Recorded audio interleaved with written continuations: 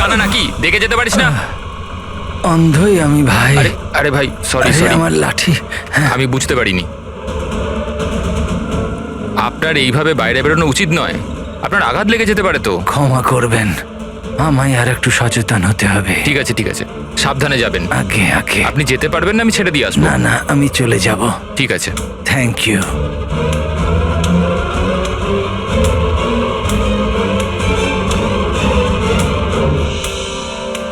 কি হলো রে বাবা, এ ব্যথা করছে কেন?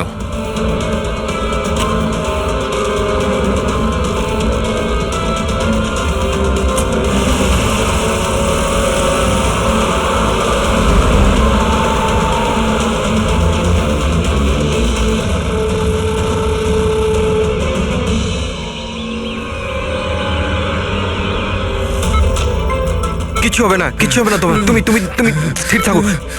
পা ধরো, পা ধরো। Doctor, injection fast, quick. Doctor, injection দাও তাড়াতাড়ি।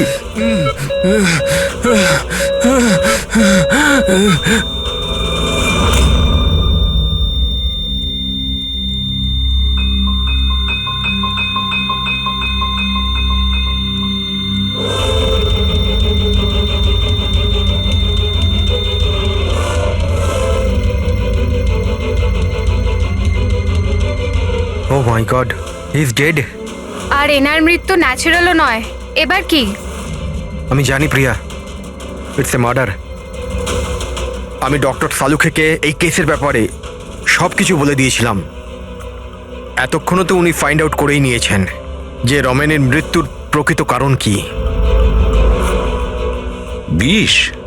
রমনের মৃত্যু বিষক্রিয়ায় হয়েছে? হ্যাঁ বস, খুব মারাত্মক বিষ। প্রথমে এটা মানুষের মস্তিষ্কে প্রভাব বিস্তার করে। প্রথমে ডেলেরিয়াম, ফটোফোবিয়া, অ্যামিনেশন। তারপরে ওই বিষটা অন্য অঙ্গ প্রত্যঙ্গে প্রভাব বিস্তার করে। বাকি অঙ্গ প্রত্যঙ্গ ধীরে ধীরে কাজ করা বন্ধ করে দেয় আর মানুষের মৃত্যু হয়। ডক্টর সালুখে, এটার কোনো অ্যান্টিডোট হবে নিশ্চয়ই? সব বিষেরই অ্যান্টিডোট হয় ফ্রেডি, কিন্তু সেই জন্যে আমাদের ওই বিষের ব্যাপারে সবকিছু জানা প্রয়োজন। আর বস, এই বিষ খুব সহজে ধরা যায় না। আমাকেও অনেক ধরনের টেস্ট করতে হয়েছে ওই বিষটা আইডেন্টিফাই করতে। স্যার, বীজ দিয়ে মারা আলাদা কথা, কিন্তু এমন বীজ দেওয়া যাতে এইভাবে ছটফট করতে করতে মরবে, এটা কিরকম চমকে যাওয়ার মতো কথা না স্যার? সে যেই হোক, এতটাই ঘৃণা করতো রমনকে যে ও ওকে এরকম সাংঘাতিকভাবে মেরে ফেললো। বুঝে উঠতে পারছি না কে হতে পারে, কে হতে পারে। যে কেউ হতে পারে স্যার। স্যার, ওই রমেনের জুয়োর নেশা ছিল। ক্রিকেট, রেসকোর্ট, সাট্টা, সব রকমের জুয়া। আর এইসবের চক্করে ওর 5 কোটি টাকার ধার হয়ে গিয়েছিল। 5 কোটি? 5 কোটি? হ্যাঁ স্যার, ওর কাছে হুমকি ভরা মেসেজ এসেছিল। ওর ফোন রেকর্ডে এরকম প্রচুর মেসেজ রয়েছে যেগুলো ওকে বুকিজ আর সাট্টার লোকেরা পাঠিয়েছিল। এই দেখুন স্যার, হতে পারে যে এদের মধ্যেই কারুর হুমকি সত্যি হয়ে গেছে হয়তো। বুঝতে পারছি না, কিন্তু যেভাবে মেরেছে স্যার, মনে তো হচ্ছে না কোনো বুকির কাজ এটা। যাই হোক, এদের ডাকতে তো হবেই, দেখা যাক কিছু পাওয়া যায় কিনা। Hello ACP Pradyuman. আচ্ছা, ঠিক আছে।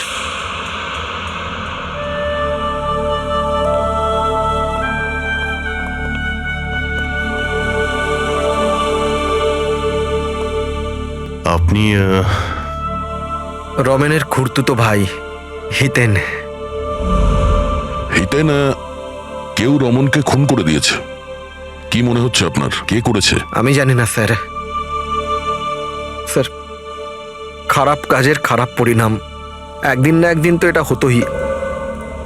এবার কে করলো, কিভাবে করলো, সেটা তো জানি না স্যার। কিন্তু এতজনের সাথে শত্রুতা, এত টাকা ধার, ওদের মধ্যে কেউই হয়তো।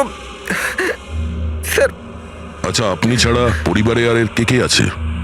মা আছে ওর, কিন্তু এখন উনি কোথায় আছেন সেটা আমি জানি না। আচ্ছা ঠিক আছে, আমাদের ইনভেস্টিগেশন এখনো চলছে, তো বডিটা এখন আমাদের কাছেই থাকবে। আপনি আপনার নাম্বারটা ওখানে লিখিয়ে দিয়ে যান, প্রয়োজন পড়লে আপনাকে কল করে নেব। ঠিক আছে স্যার। Thank you.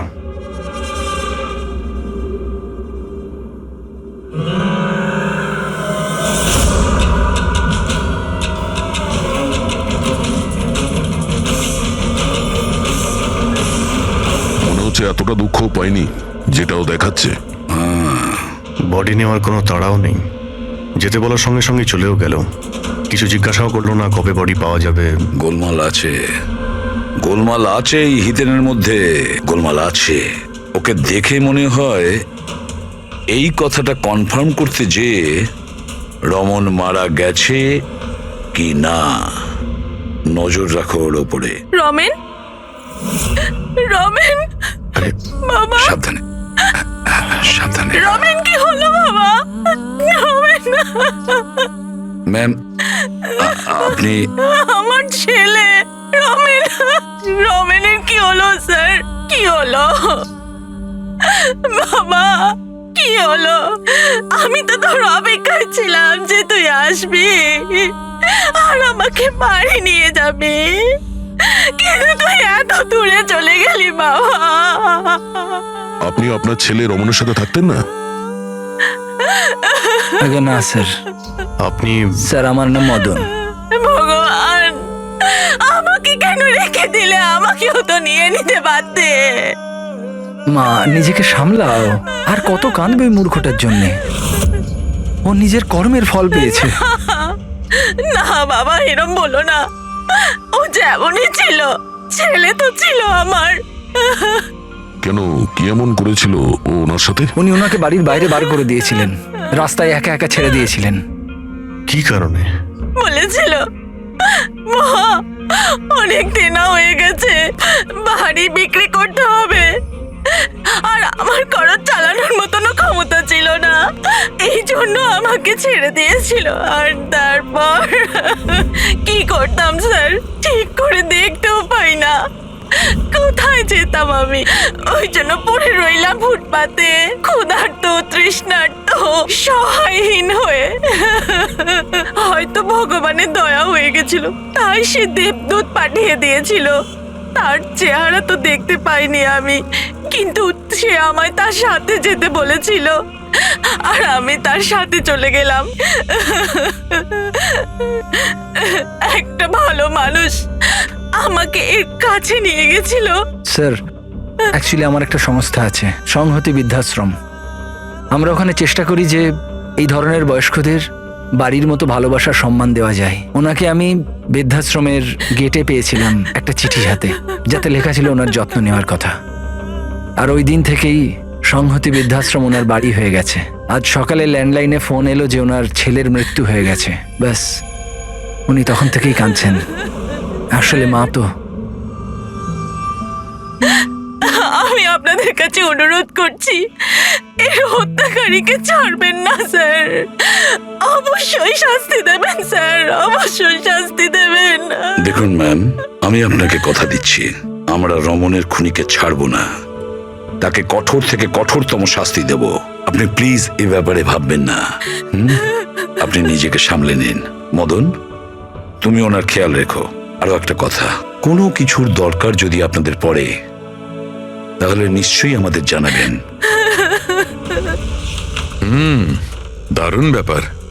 সারিকা, হসপিটালের ডক্টরের রিপোর্ট অনুসারে এর হাঁটুতে যে চিহ্নটা পাওয়া গেছে, এটা হয় কোনো অ্যালার্জির আর নয়তো কোনো বিষাক্ত ধরনের পোকামাকড়ের দংশনের চিহ্ন।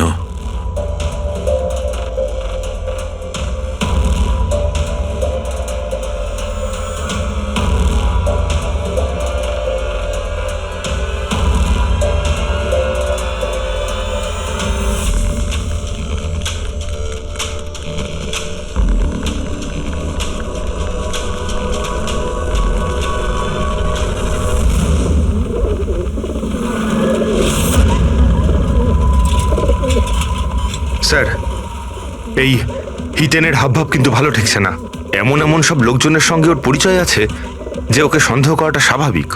আরও একটা কথা স্যার, কয়েকদিন আগে এই রামানোকে বাড়ি থেকে বের করে দিয়েছিল, আর এখন রামানের মৃত্যুর পর ও ওর প্রপার্টিতে কবজা করার চেষ্টা করছে স্যার।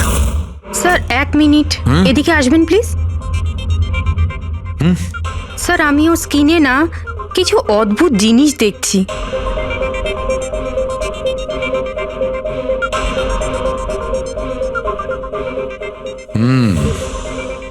সারিকা, এই যে অদ্ভুত জিনিসটা দেখতে পাওয়া যাচ্ছে, আসলে এটা প্যারাফিন। প্যারাফিন? আরে তার মানে ওই বিষটা ওর থাইতে ইনজেক্ট করা হয়েছিল? করা হয়েছে, ওই বিষটা এর থাইতেই ইনজেক্ট করা হয়েছে। তাহলে মোম কোথা থেকে এলো? মোম কোথা থেকে এলো? সারিকা, এইখান দিয়ে খনি বিষ ইনজেক্ট করেছে। আসলে এই বিষটা মোম দিয়ে, প্যারাফিন দিয়ে কোটেড ছিল। এই জন্যে এর চামড়াতেও আর এর রক্ততেও প্যারাফিন পাওয়া গেছে। কারণ খুনি চায়নি যে এই বিষটা ওর শরীরে গিয়ে খুব শিগগিরই কাজ শুরু করুক, সেই জন্য ও এটাকে কোট করে দিয়েছে। আর এই যে বিষটা এসকামাইন, এটা একটা বায়ো পয়জন, জৈবিক বিষ। খুনি সেটা মোম দিয়ে কোট করেছে, এর শরীরে ইনজেক্ট করেছে, আর তারপর মোমটা এর শরীরের উত্তাপে গলতে শুরু করে দিয়েছে, আর বিষটা এর শরীরের মধ্যে গিয়ে নিজের কাজ শুরু করে দিয়েছে। তার মানে এই বিষটা কোনো লিকুইড ফর্মে নয়, বরং প্যালেট মানে ছোট গুলির আকারে এর শরীরে প্রবেশ করানো হয়েছিল। এক্স্যাক্টলি।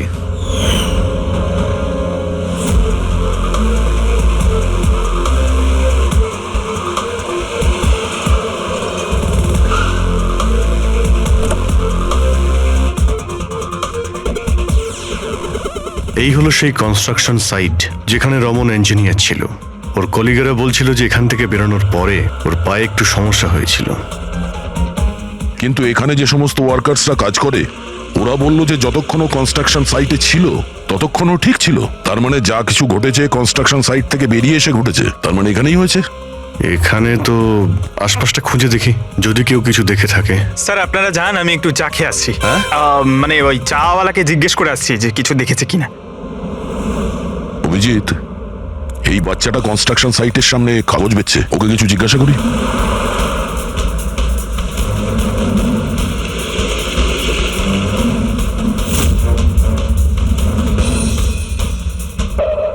কি নাম বাবা তোমার? চুটকি। ছুটকি।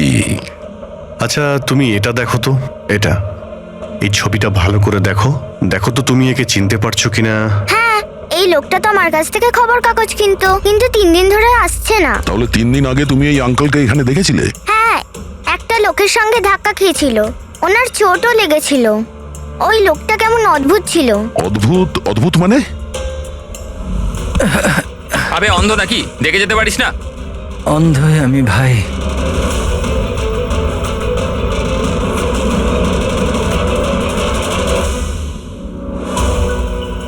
কি হলো ভাই, এত ব্যথা হচ্ছে কেন?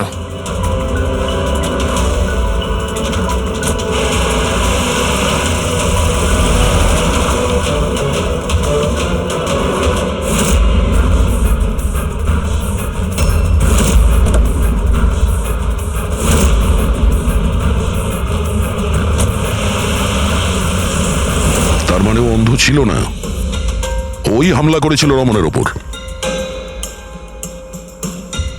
আচ্ছা এটা বলো তো যে ওই আঙ্কেলকে তুমি চিনতে পারবে? তুমি কি ওকে ঠিক করে দেখেছিলে? না। আচ্ছা ওই গাড়ির নাম্বারটা মনে আছে? না আঙ্কেল, ওই আঙ্কেলকে গাড়ি চালাতে দেখে আমি অবাক হয়ে গেছিলাম, এই জন্য গাড়ির নাম্বার মনে নেই। কিন্তু কি হয়েছে আঙ্কেল? ইঞ্জিনিয়ার আঙ্কেল ঠিক আছে তো? না বাবু, ওর কিছু হয়নি, ও অন্য কোনো কনস্ট্রাকশন সাইটে চলে গেছে, এখনো এখানে আসবে না। Thank you. হ্যাঁ, তুমি এখন নিউজ পেপার বিক্রি করছো, তুমি স্কুলে যাবে না?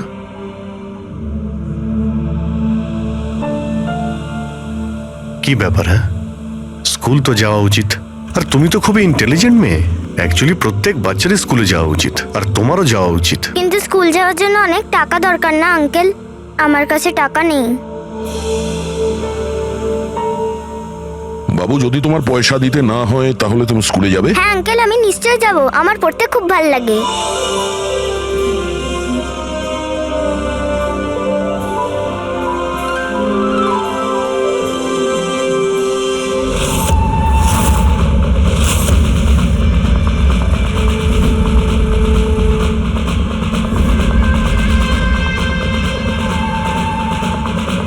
সমীর, এবার তোমার পালা। হ্যাঁ বলো। ভাই তুমি একবারে বুঝতে পারো না নাকি? দেখো, আমি তোমায় আগেই বলেছি, তুমি যা খুশি করো, আমি ওই ফালতু জায়গার জন্য একটা টাকাও খরচ করব না।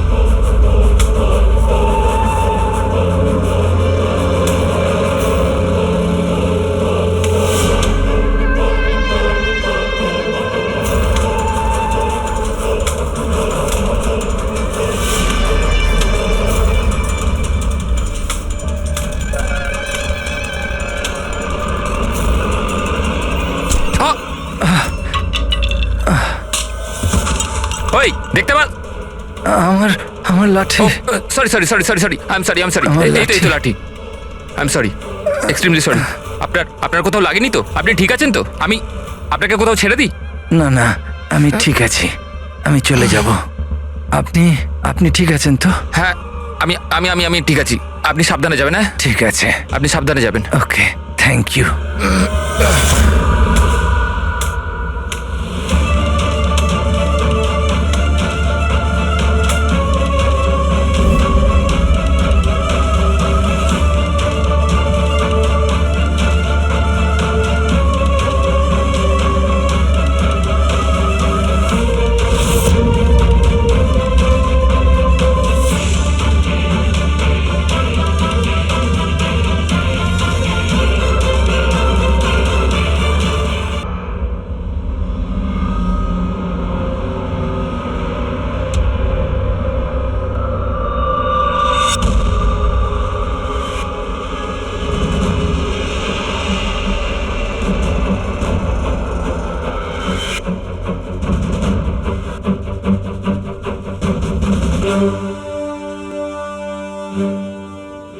হ্যাঁ শাহরুখে, কি জানতে পারলে? বস, এই লোকটাকে যে বিষটা দেওয়া হয়েছে সেটাও কোনো গাছ থেকেই তৈরি করা হয়েছে। কি, এটাও কোনো গাছ থেকে? হ্যাঁ বস, কিন্তু এটা কি ধরনের বিষ সেটা সারিকা এক্ষুনি জেনে যাবে। এই বিষটার নাম রিকিউনিস কমিউনিস, আর এই বিষটা আগের বিষটার থেকেও অনেক বেশি বিষাক্ত আর ভয়ঙ্কর। রিকিনেস, এটা কোনো গাছের নাম নাকি? হ্যাঁ ফ্রেডি, এটা একটা গাছের নাম। আর বস, এটা কোনো সাধারণ গাছ নয়, সহজে পাওয়া যায় না। আর খুনি যে কেউ হোক, বস ওর গাছপালা সম্পর্কে খুব ভালো জ্ঞান আছে। হ্যাঁ হ্যাঁ, সেটাই তো হওয়ার কথা এই গাছের ব্যাপারে। তাই তো। কিন্তু স্যার, এই খুনটার কারণ কি হতে পারে? আমরা তো রামানের খুনের কারণ জানি না, সমীরেরও না, আর দূর দূর পর্যন্ত এদের নিজেদের মধ্যে কোনো সম্পর্কও ছিল না। স্যার, সমীর আর রমনের মধ্যে একটা জিনিস তো খুবই কমন। কি? মাই গড, তাহলে এটাই সেই সূত্র যেটা সমীর আর রমনকে যুক্ত করে? তাহলে কি দুজনে একই ভুল করেছে? হ্যাঁ স্যার, রমনের মতো সমীরও তার বুড়ো ক্যান্সার আক্রান্ত বাবাকে বাড়ি থেকে বের করে দিয়েছিল। ওদের ব্যাপারে জিজ্ঞাসাবাদ করতে গিয়ে আমাদের এমন একজনের সঙ্গে আলাপ হয়, যিনি সমীরের বাবাকে খুঁজতে সাহায্য করলেন আর এই কেসটার একটা দিকও খুলে দিলেন। সে কে? স্যার, ইনি doctor Dinesh. Hello sir. Cancer সেন্টারের এইচওটি। সমীরের বাবার চিকিৎসা উনিই করছিলেন। ডক্টর দীনেশ, একটা কথা আমাকে বোঝান। সমীর যখন তার বাবাকে বাড়ি থেকে বের করে দেয়, তাহলে সমীরের বাবা, মানে বলতে চাইছি সমীরের বাবা আপনার ওখানে কিভাবে পৌঁছলো ক্যান্সার সেন্টারে? কেউ ওনাকে হাসপাতাল পৌঁছে দিয়েছিলেন। আমি হাসপাতাল পৌঁছেছিলাম যখন আমি ওনাকে দেখলাম একটা চেয়ারে বসে কিছু বিড়বিড় করছিলেন, হাতে একটা খাম ছিল। আমি জিজ্ঞেস করলাম, আপনি কে? কিন্তু উনি কিছু মনে করতে পারলেন না। আমি ওনার হাত থেকে খামটা নিলাম। টাকা ছাড়াও একটা চিঠিও ছিল, তাতে লেখা ছিল উনি ক্যান্সারের পেশেন্ট, আর আমরা যাতে ওনাকে এখানে ভর্তি করিয়ে চিকিৎসা শুরু করি। অ্যাডমিশনের জন্য যে টাকাটা লাগবে সেটা খামের মধ্যে আছে, আর চিকিৎসার যা খরচ সেটা হাসপাতালের অ্যাকাউন্টে ট্রান্সফার হয়ে যাবে। ওনার বয়স আর অবস্থা দেখে আমি ওনাকে অ্যাডমিট তো করে নিলাম, কিন্তু আমি চিন্তায় ছিলাম যদি টাকাটা না পাওয়া যায়। কিন্তু ভগবানের অনেক কৃপা, পরের দিনই চিকিৎসার সমস্ত টাকা 10 লাখ টাকা হাসপাতালের অ্যাকাউন্টে ট্রান্সফার হয়ে গেছিল। 10 লাখ টাকা? কে কি ট্রান্সফার করেছে? স্যার 100% খুনই করেছে। স্যার, ব্যাংক ডিটেলস থেকে জানতে পারবো। জানতে পারা গেছে অ্যাকচুয়ালি টাকাটা সমীরের ওয়াইফ রত্না দিয়েছিল। এইসব আমার ভুল স্যার। আমার জন্য সমীরের প্রাণ চলে গেল। আমি ওকে বলেছিলাম বাবার দেখাশোনার জন্য খুব প্রবলেম হচ্ছিল, আর সব সম্পত্তি আর সব আমাদের নামে হয়ে গিয়েছিল। তাই আমি সমীরকে বলে বাবাকে বাড়ি থেকে বের করে দিয়েছি। লজ্জা হয় না তোমার? সমীরের বাবা তোমারও বাবার মতনই, তাকেই বাড়ি থেকে বের করে দিলে। তাহলে এসব করার পরেও ওনার ট্রিটমেন্টের জন্য 10 লাখ টাকা কেন দিলেন? আমাকে কেউ হুমকি দিয়েছিল স্যার যে বাবার চিকিৎসার জন্য 10 লাখ টাকা না দিলে ও সমীরকে আর আমাকে মেরে দেবে। স্যার আমি ওনাদের 10 লাখ টাকা দিয়ে দিয়েছি, তাও ওরা সমীরকে মেরে ফেললো। আর আর এখনো বলেছে যে প্রতি মাসে বাবার চিকিৎসার জন্য 50,000 টাকা না দিলে ও আমাকেও মেরে ফেলবে। কারোর উপর সন্দেহ আছে তোমার? না। ওর ব্যাপারে কিছু মনে আছে? ওর গলার স্বর, কথা বলার ধরন? কিচ্ছু মনে নেই স্যার, প্লিজ আমাকে বাঁচিয়ে নিন স্যার। আমি মরতে চাই না স্যার, আমি বাবাকে বাড়ি নিয়ে আসবো। আমি এখন থেকে ওনার সব সময় দেখাশোনা করব, ওনার কোনো কষ্ট হবে না স্যার। প্লিজ আমাকে বাঁচিয়ে নিন স্যার, প্লিজ। আপনার কিচ্ছু হতে দেব না, কেমন? পুরবি এক কাজ করো, যে নাম্বার থেকে ওকে হুমকি দেওয়া হতো সেই নাম্বারটা নাও আর দেখো কোথাকার। আপনি যান, চলুন।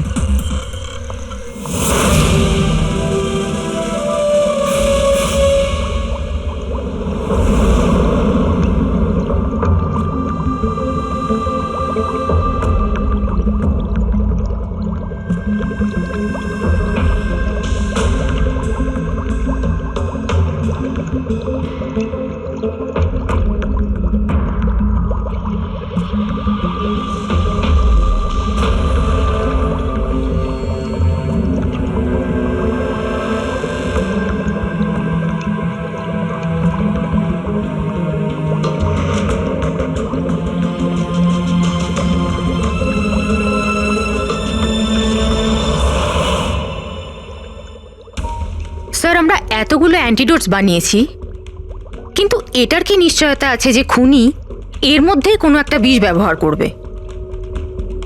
এবার আর যাই করি, আমরা খুনির মাথার ভেতরে তো আর ঢুকতে পারবো না। তোমার কথাটা একদম ঠিক সারিকা, কিন্তু একটা কথা ভাবো, খুনি এই গাছগুলো থেকে বিষ বার করে ব্যবহার করছে। এই গাছগুলো থেকে আগেরটা থেকে আরো বেশি বিষাক্ত প্রত্যেকবার। আমাদের সব সময় প্রস্তুত থাকতে হবে। জানি না পরের বার কোন ধরনের গাছের বিষ কাকে প্রয়োগ করবে, জানি না কার ওপর, কবে, কখন, কোথায়, কোন ধরনের গাছের জানা নেই।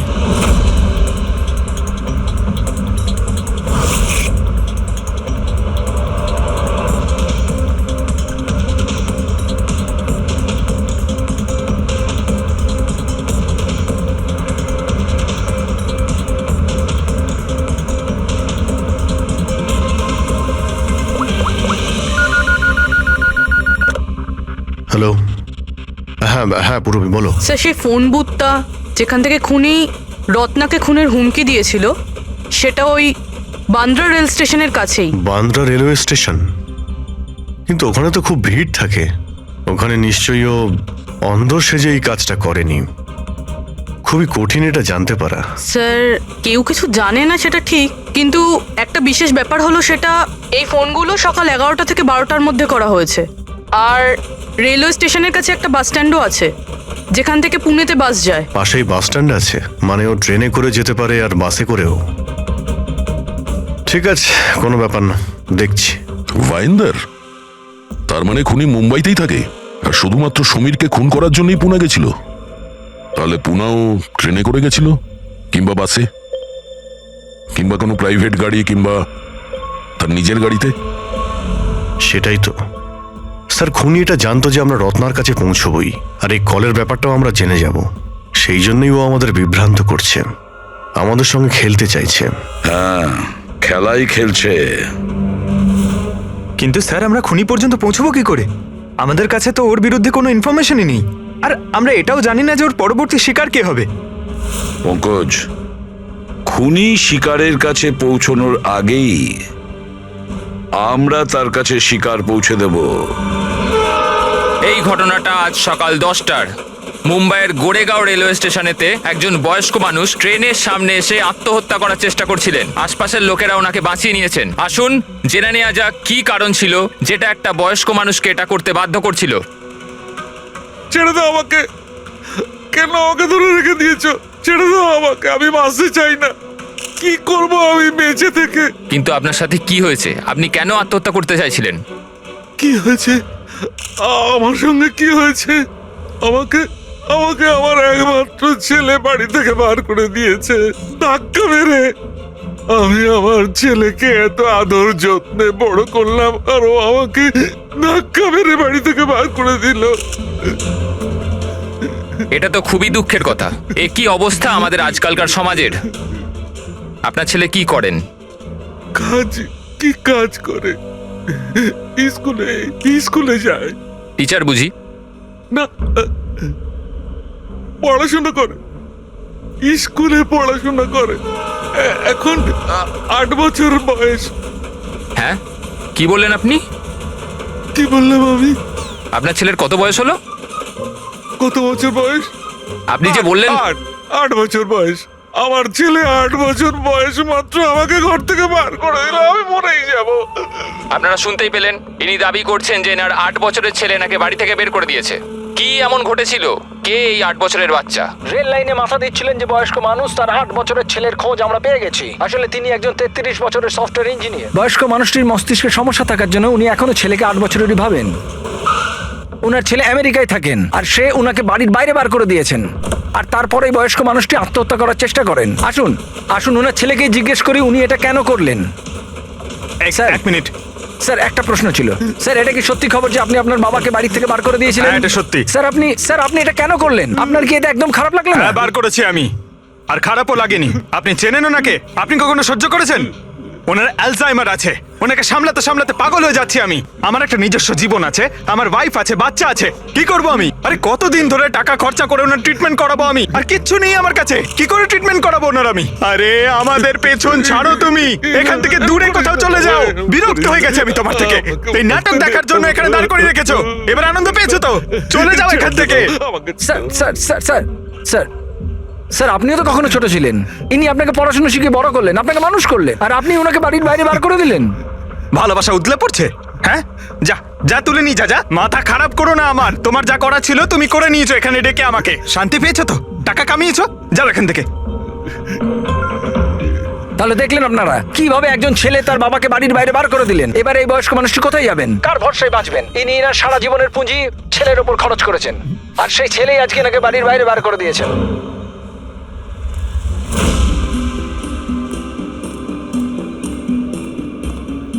সুন্দর সুন্দর বেলুন আছে, বাড়ির বাচ্চাদের জন্য নিয়ে যান। বেলুনওয়ালা এসে গেছে, বেলুনওয়ালা। এই যে ম্যাডাম, বেলুন নিয়ে নিন, নিয়ে যান। হ্যালো, বেলুন বলবেন, বেলুনওয়ালা। বেলুন নিয়ে যান। বেলুন নেবে নাকি বাবা? বেলুন নিয়ে যাও। নেবে বেলুন? বেলুনওয়ালা, বেলুন নিয়ে যান।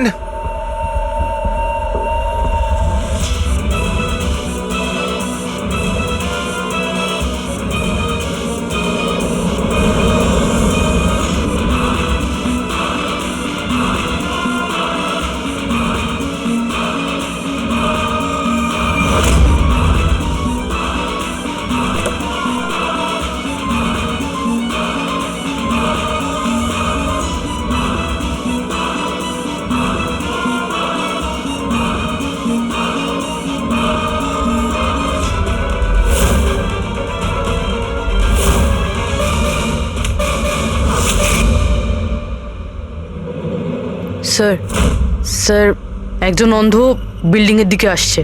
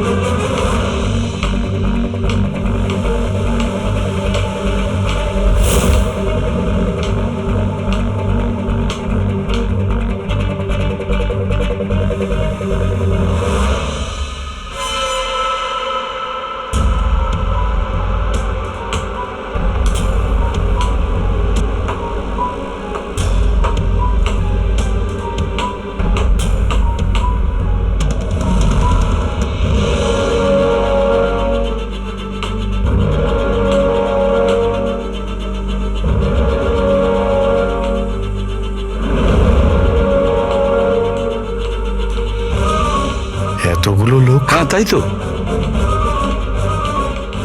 স্যার এতজন অন্ধ একসাথে? আমরা তো একজন ভেবেছিলাম, এখানে তো 8-10 জন বেরিয়ে গেছে। মনে হচ্ছে এটা ওদের চাল। আপনারা যাবেন কোথায়? এক মিনিট সরে যান, আরে সরে যান, আপনারা সবাই একসঙ্গে এখানে কি করে এলেন? আরে কি করছেন এখানে আপনারা? আরে সবাই একসঙ্গে কি হয়েছেটা কি? হ্যাঁ কি হয়েছে? এখানে চোখের ফ্রি চেক আপের ব্যবস্থা করা হয়েছে। সম্পদ বলল, মানে ওই আমাদের এখানে ডেকে এনেছে। দেখুন এখানে কোনো ক্যাম্প হচ্ছে না। আর আপনাদের এই খবরটা কে দিয়েছে বলুন তো? ওই তো ডেকেছিল আমাদের এখানে।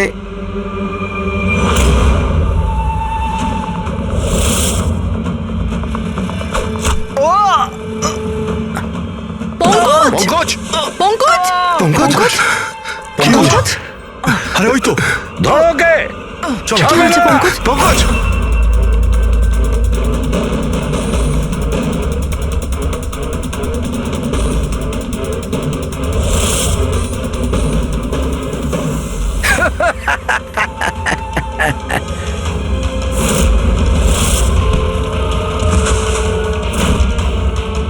হ্যাঁ,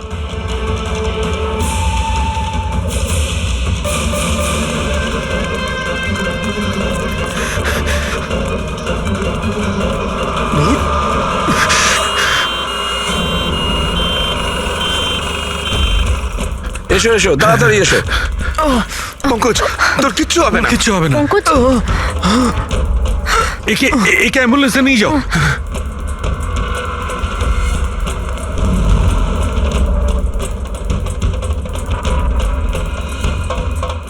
পঙ্কজ পঙ্কজ তোর কিচ্ছু হবে না। পঙ্কজ সারিকা এ নাও, বিষটা জানার চেষ্টা করো। বিষের সন্ধান না পাওয়া গেলে আমরা অ্যান্টিডোট দিতে পারবো না। পঙ্কজ Fast, আমাদের fast. কথা শুনতে পাচ্ছ? পঙ্কজ শুনতে পাচ্ছে না, ওকে ঘুমোতে দিও না। আই উইশ আমাদের কাছে অ্যান্টিডোটসটা আছে, না হলে ওকে আমাদের হসপিটালে নিয়ে যেতে হবে। অ্যান্ড আই এম শিওর এই বিষটা আগের বিষটার থেকে অনেক বেশি সাংঘাতিক। সারিকা একটা কাজ করো, ন্যাশনাল বায়ো সেন্টারকে ফোন করো আর ফোনটা আমায় দাও।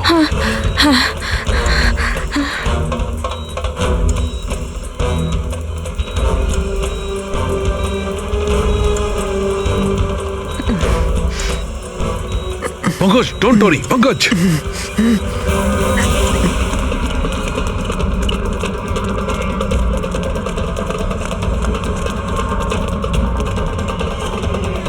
স্যার ও মাই গড, এটা হতে পারে না। বস ওর তো বিষটাই পাল্টে দিয়েছে। কিন্তু স্যার আমাদের কাছে এতগুলো অ্যান্টিডোটস আছে, একটা তো অন্তত কাজ করবে। কোনো কাজ করবে না বস, এটা গাছের বিষই নয়, ও বিষটা পাল্টে দিয়েছে। এবার কি হবে সালুকে? কিছু একটা করো। পঙ্কজ পঙ্কজ কিপ ব্রিদিং, সব ঠিক হয়ে যাবে। হ্যাঁ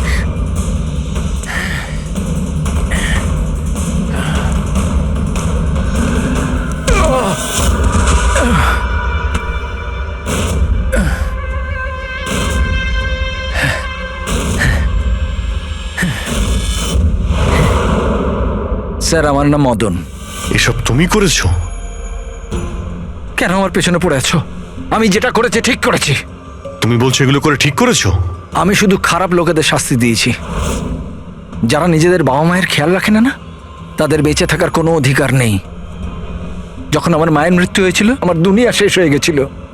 ওই সময় তখন থেকেই আমি এই সংহতি বৃদ্ধাশ্রমে শুরু করেছি। স্যার ওখানে যত বয়স্ক বাবা মা আসেন না, সব তাদের সন্তানের কাছে অত্যাচারিত।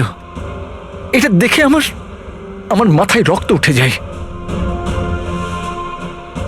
আমি সেই সময় সিদ্ধান্ত নিই যে এই সবগুলোকে আমি শাস্তি দেব। সেই জন্য এদের মেরে দিই। আমি কি ভুল করেছি? আমি কিছু করুন স্যার, কিছু করুন স্যার। কিচ্ছু করতে পারবো না যতক্ষণ না ওই বিষটা কম্পোজিশন জানতে পারছি। ফ্রেডি আমরা কিচ্ছু করতে পারবো না। যদি ভুল অ্যান্টিডোট দেওয়া হয় তাহলে আরো বেশি ক্ষতি হবে ভাই। স্যার স্যার পঙ্কজের অবস্থা তো খারাপ হচ্ছে আরো। স্যার পালস পড়ে যাচ্ছে, হসপিটাল নিয়ে যেতে হবে। হসপিটালে স্যার কিচ্ছু হবে না, আমাদের এত সময় নেই টেস্ট করার মতো। যতক্ষণ এই বিষটা অ্যান্টিডোট পাচ্ছি। পঙ্কজ হ্যালো। হ্যাঁ স্যার, হ্যাঁ স্যার ধরা পড়েছে। স্যার খুনি মদন। হ্যাঁ বিষ? হ্যাঁ আমি জানছি স্যার, কখনো জানতে পারবে না তোমরা, কখনো জানতে পারবে না তোমরা। ওরা শাস্তি পাবে, ওরা শাস্তি মদন, পাবে। গাড়ি! আরে ও নো, মদন মদন মদন তাড়াতাড়ি অ্যাম্বুলেন্স ডাকো, তাড়াতাড়ি। না স্যার, কোনো লাভ নেই। আমার কাজ হয়ে না, গেছে মদন, স্যার। মেনে নিচ্ছি তুমি ওদের সাথে যা কিছু করেছো ঠিক করেছো, কিন্তু তুমি যাকে ওই বিষটা দিয়েছো ও নির্দোষ, ও নিরপরাধী, ও কিচ্ছু করেনি। ওই বিষটা কি বলো? হ্যাঁ BTX। স্যার, ওই বিষটার নাম BTX স্যার। সালুখে ওই বিষের নাম হলো BTX। ঠিক আছে পঙ্কজ, কিছু হবে না। নার্ভাস হয়েও না, কিছু হবে না। দেখো কিছু হবে না। ওকে চোখ বুঝতে দেবে না। মদন, ব্যাস হয়ে গেছে, হয়ে গেছে। You will be alright. আর পঙ্কজের কিচ্ছু হবে না, কিচ্ছু হবে না।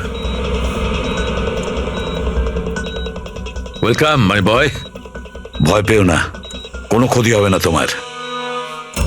তুমি মানুষ হিসেবে সত্যি ভালো ছিলে, কিন্তু যা করেছো তা খুবই খারাপ।